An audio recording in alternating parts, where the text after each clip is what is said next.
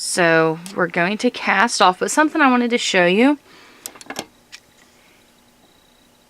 If you don't pay attention to your design and you do your stitches wrong, that's what it's going to look like. And it is something that will be noticeable. It won't be too bad. I'll show you exactly what it'll look like when it's done. But if you notice, you know, a few stitches back, it looks different than the rest. Undoing it really isn't that hard to get back to where you were. Let me find my hook. Like, to undo, you just grab the loop and you pull the old loop back on. I'll do another one. That way you see the old loop back there. It'll pull right back on and you can undo it. And you can undo a few rounds if you would need to. Let me go ahead and redo those. That's also a technique I like to use if I am working on a project and I have to take it off the loom and transfer it to something like knitting needles or whatever, undo a few rows and put it back on.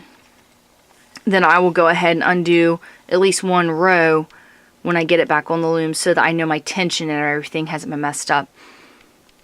We're going to do a super stretchy cast off. Wrap your working yarn 3 times around the loom and cut.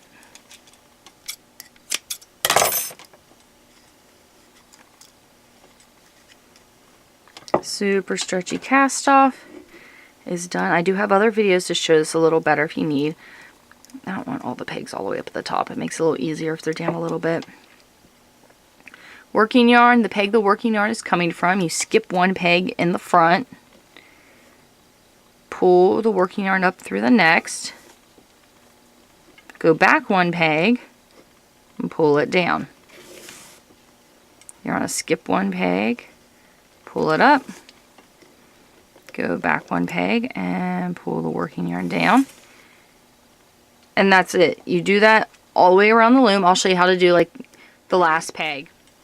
Alright, we're almost to the end. We went up through the one. We need to go back and down.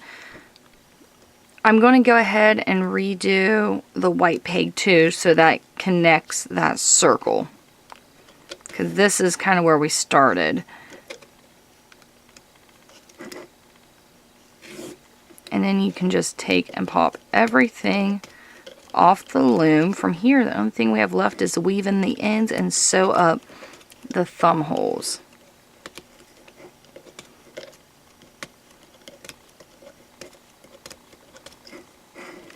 So here's the glove off the loom. I definitely think I like the 15 pegs for the cuff better. Let's see how it fits. I still have to